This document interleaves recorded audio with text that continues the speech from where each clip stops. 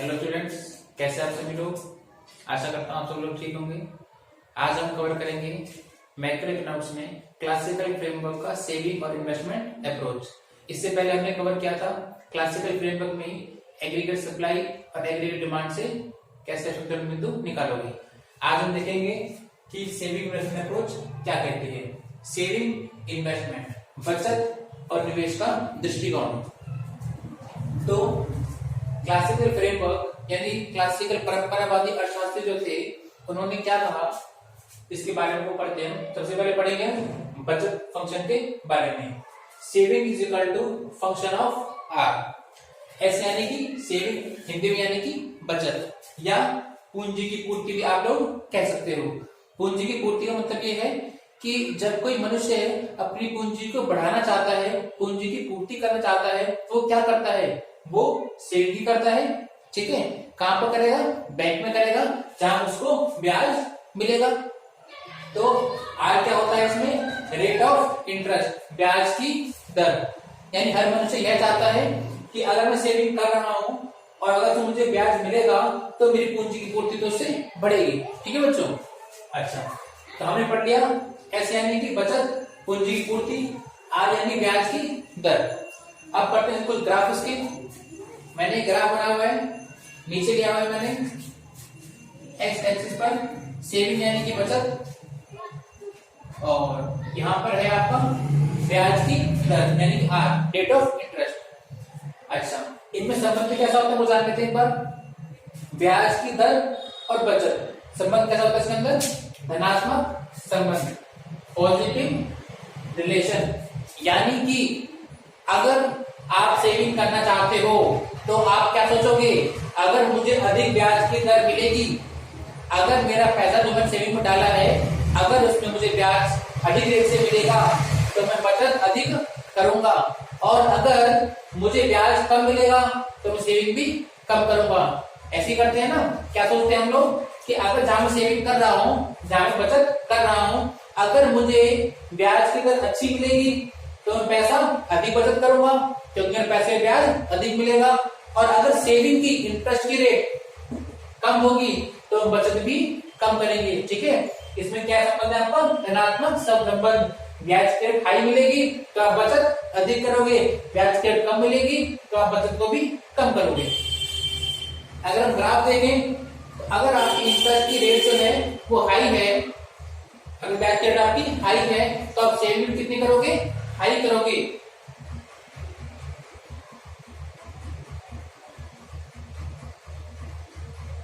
अगर आपकी ब्याज की रेट कम होगी तो आप सेविंग को भी कम कर दोगे। देख पा रहे हो, ब्याज की रेट आपकी कम हुई, आपने सेविंग को भी कम करा। ठीक है, अगर और कम होगी तो आप और भी कम करोगे, और अगर ब्याज की रेट हाई होगी तो आप बचत भी हाई करोगे। यानी कि ब्याज की रेट अधिक मिलेगी मुझे तो हम बचत अधिक करेंगे, और अगर ब्याज की रेट कम मिलेगी तो हम बचत कम करेंगे। ये किसने कहा था, परंपरावादी अर्थशास्त्रियों ने, बचत और निवेश के दृष्टिकोण से। ठीक है बच्चों, अब हम पढ़ते हैं इसका निवेश का फंक्शन क्या कहता है। अब हम कवर करेंगे इसका इन्वेस्टमेंट अप्रोच यानी निवेश फलन, ये क्या बोलता है। हमने सेविंग कवर कर लिया, अब हम करेंगे निवेश फलन। अच्छा, क्लासिकल अप्रोच ने क्या बोला है, investment is equal to function of R. अच्छा, ये क्या क्या होते हैं, ये आर क्या है आपका, रेट ऑफ इंटरेस्ट यानी ब्याज की दर। अच्छा, आई क्या है आपका, इन्वेस्टमेंट यानी कि हिंदी में क्या कहेंगे, निवेश या पूंजी की मांग। पूंजी की मांग, आप जब निवेश करोगे तो कैसे करोगे, आप पूंजी की मांग करोगे ना। पहले आप पहले बैंक से अगर लोन लोगे, आप पैसे उधार लोगे तो पहले पूंजी की मांग करोगे, आप तभी तो निवेश करोगे। तो निवेश आप क्या बोल सकते हो, पूंजी की मांग। अच्छा, अगर हम इसका रिलेशन देखें तो ब्याज की दर और निवेश संबंध कैसा होता है इसके अंदर, नेगेटिव रिलेशन या ऋणात्मक संबंध या विपरीत संबंध। अच्छा, अभी कैसे होता है वो जान के देखते हैं एक बार। अगर आप चाहते हो कि आपका पैसा बढ़े तो आप क्या करते हो, आप उसे सेव करते हो, कहां पर, बैंक में सेव करते हो। कि ये सोचकर कि ब्याज की रेट अधिक है तो मेरी बचत भी अधिक होगी। ठीक बात है। तो अगर आप अपने पैसे को बैंक में जमा कर रहे हो जहां पर आपको ब्याज की रेट अच्छी खासी मिल रही है, आपका पैसा अच्छा खासा बढ़ रहा है, तो क्या आप निवेश करोगे कहीं और? नहीं करोगे। तो आपको पता है कि यहाँ मेरा पैसा सिक्योर है और मेरा पैसा बढ़ भी रहा है अच्छे खासे इंटरेस्ट रेट से, तो मैं निवेश क्यों करूंगा? मैं निवेश कम करूंगा या फिर नहीं करूंगा। लेकिन जिस बैंक में पैसा जमा कराया है उस बैंक में मुझे ब्याज की रेट कम है, यानी कि मुझे ब्याज कम मिल रहा है मेरे बैंक में, तो मैं क्या करूंगा? तो अपने पैसे को निकालूंगा और कहीं और निवेश करूंगा। यानी कि अगर मुझे लगता है कि जहां में पैसा जमा करा है अपने बैंक के अंदर, अगर वहां पर मेरा पैसा अच्छी रेट से नहीं बढ़ रहा है तो क्यों ना इस पैसे को कहीं और निवेश किया जाए। यानी अगर बैंक में या जहां आपने सेव करा है पैसा, अगर ब्याज रेट आपको अधिक मिल रही है तो आप निवेश कहीं और कम करोगे। लेकिन जहां आपने पैसा सेव करा है वो ब्याज रेट अगर आपकी कम है तो आप लोग निवेश कहीं और करोगे उस पैसे को, ताकि अगर पैसा बढ़े। समझ पा रहे होंगे इसे क्या बोलते हैं? ब्याज की दर और निवेश में नेगेटिव संबंध। यानी कि अगर ब्याज दर अच्छी मिलेगी तो अपने पैसे को बैंक में रहने दूंगा और मैं निवेश और कहीं नहीं करूंगा। लेकिन जहां पैसा जमा करा है हमारी ब्याज दर कम मिल रही है तो मैं कहीं और निवेश करना शुरू कर दूंगा। ठीक है। अच्छा, ग्राफ देखते हैं इसका। यहाँ पे लिखा है नीचे इन्वेस्टमेंट निवेश, और यहाँ पे लिखा है आपका आर इंटरेस्ट की रेट या ब्याज की दर। अच्छा, ये आपका एक्स एक्सिस है, ये वाई एक्सिस, ये आपका ओरिजिन। आपने नोटिस किया कि जब ब्याज की रेट हाई है आपकी, जब आपकी ब्याज की रेट हाई है तो लोग इन्वेस्टमेंट बहुत कम कर रहे हैं, ऑफिस इन्वेस्टमेंट कम करेंगे।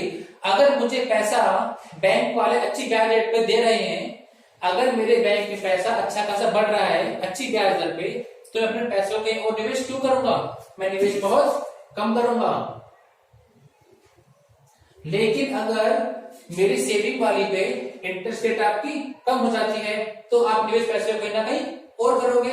यानी कि अगर आपकी ब्याज की दर कम मिले तो आप क्या करोगे? उस पैसे को अपने बैंक से निकाल लोगे और उसे ऐसी जगह निवेश करोगे जहां का पैसा इसके कंपैरिजन में अच्छी जगह बढ़े। ब्याज रेट अगर और कम होगी तो आप पैसा कहीं और कहीं निवेश करना शुरू कर दोगे। तो आपने जाना कि इसमें ये ऊपर से नीचे आ रहा है, जो यह प्रूव करता है कि ब्याज की दर और निवेश इसमें ऋणात्मक संबंध या विपरीत संबंध होता है। ठीक है बच्चों, हमने क्या क्या जान लिया? हमने जान लिया कि इंटरेस्ट की रेट और सेविंग संबंध कैसा होता है आपका? पॉजिटिव। मुझे अगर अच्छी ब्याज की रेट मिलेगी,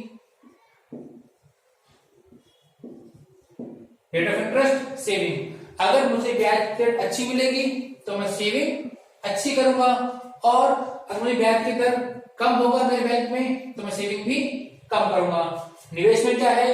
अगर मेरे बैंक में पैसा अच्छी ब्याज पे मुझे मिल रहा है या मेरे बैंक में सेविंग की इंटरेस्ट की रेट जो है वो अच्छी है तो मैं कहीं और निवेश नहीं करूंगा। लेकिन अगर मेरे बैंक में सेविंग की रेट ऑफ इंटरेस्ट कम है तो अपने पैसे क्या करूंगा? कहीं और निवेश करना शुरू कर दूंगा। ठीक है, हमने जान लिया क्या क्या जाना? हमने सेविंग का जान लिया, सेविंग फंक्शन क्या बोलता है, हमने निवेश के बारे में भी जान लिया। अब हम जानेंगे कि इनका सेविंग और इन्वेस्टमेंट अप्रोच से आप संतुलन बिंदु को कैसे निकालोगे। अब हम वो जानते हैं। पर तो बच्चों अब हम जानते हैं कि determination of equilibrium point through saving and investment, यानी कि बचत और निवेश, सेविंग और इन्वेस्टमेंट, बचत और निवेश के द्वारा संतुलन बिंदु का निर्धारण। यानी कि इस सेविंग और इन्वेस्टमेंट के अप्रोच से आप किस प्रकार संतुलन बिंदु को जानोगे। अब हम वो देखते हैं। मैंने एक ग्राफ बनाया हुआ है, यहाँ पर आपका एक्स एक्सिस, यहाँ मैंने लिखा है बचत या और निवेश, सेविंग और इन्वेस्टमेंट। यहाँ पर क्या है आपका? रेट ऑफ इंटरेस्ट या ब्याज की दर। ठीक है बच्चों। अच्छा, जैसे कि आप लोग जानते हो कि इंटरेस्ट की रेट और सेविंग संबंध कैसा होता है आपका? धनात्मक, पॉजिटिव। अगर ये बढ़ता है इंटरेस्ट की रेट तो सेविंग भी बढ़ती है, और अगर आपकी इंटरेस्ट की रेट कम होती है तो आपकी सेविंग भी कम होती है। इसलिए आपके क्या जाता है आपका ये लेफ्ट टू राइट पॉजिटिव। ठीक है, अच्छा इसलिए मैंने बनाया, कैसे बनाया मैंने इसको, पॉजिटिव। किसको, सेविंग को। अच्छा जो आपकी निवेश की लाइन है वो कैसे होती है, ऊपर से नीचे, यानी रिलेशन कैसा होता है इसके अंदर, नेगेटिव, इसलिए मैंने इसको ऊपर से नीचे तक बनाया। ठीक है, अच्छा जब आपने सेविंग की लाइन बनाई यानी बचत की और आप निवेश की लाइन बनाई तो ये एक पॉइंट पे कटी। इस पॉइंट का मैं नाम दे देता हूं ई पॉइंट। ई पॉइंट पर ये कटा है, जहां पर ये दो रेखाएं कटी हैं अपन उसे हम क्या बोलते हैं, इक्विलिब्रियम पॉइंट, संतुलन बिंदु। अच्छा यानी ये वो पॉइंट है जहां पर आपका संतुलन बिंदु है बचत और निवेश के दृष्टिकोण से। ये आपकी क्या है, R1 इंटरेस्ट की रेट, ये आपको क्या है, एक मैंने पॉइंट लिखा है इसको L पॉइंट, यानी इस इंटरेस्ट की रेट से इस इंटरेस्ट की रेट पर आपके सेविंग और इन्वेस्टमेंट दोनों क्या है, बराबर है। ई पॉइंट क्या शो कर रहा है, ई पॉइंट क्या शो कर रहा है, I is equal to S. I क्या है आपका, रेट ऑफ इंटरेस्ट, यानी इस ई पॉइंट पर आपकी ब्याज की दर और बचत या निवेश दोनों बराबर हैं। ठीक है, अच्छा अब हम समझते हैं अगर किसी कारणवश आपकी ब्याज की दर जो है वो बढ़ जाती है, ठीक है, सपोज आर से कितनी हो गई, R1 हो गई आपकी, ठीक, अच्छा तो क्या होगा,